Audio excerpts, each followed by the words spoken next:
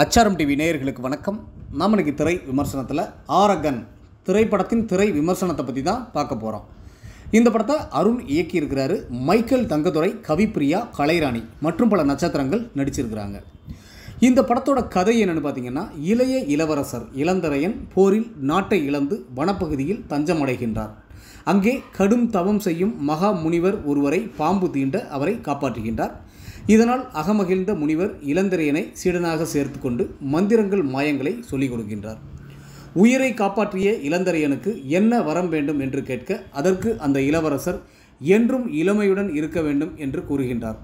மகாமுனிவர் இளவரசர் இளந்திரையனுக்கு சக்தி வாய்ந்த யவன காந்த வேர் ஒன்றை கொடுத்து எவ்வாறு அதை பயன்படுத்த வேண்டும் என்று விதிமுறைகளை கூறுவது போல் ஓவிய வரைகலை மூலம் 600 முதல் 700 ஆண்டுகளுக்கு முன்பு நடந்த சம்பவத்துடன் ஆரம்ப காட்சி காட்டப்படுகின்றது.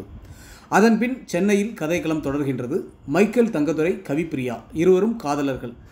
திருமணத்திற்கு முன் பணம் சேர்த்து தொழில் தொடங்க திட்டமிடுகிறார்கள்.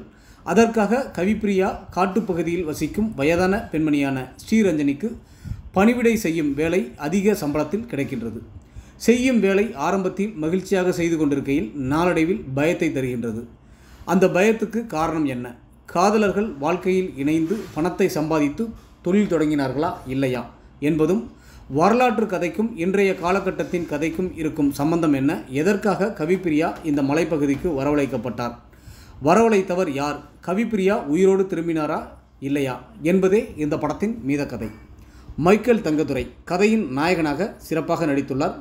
கதையின் நாயகியாக கவிப்பிரியா கொடுத்த கேரக்டரை சிறப்பாக செய்துள்ளார். கலைராணி தோற்றத்திலும் நடிப்பிலும் நன்றாக நடித்துள்ளார்.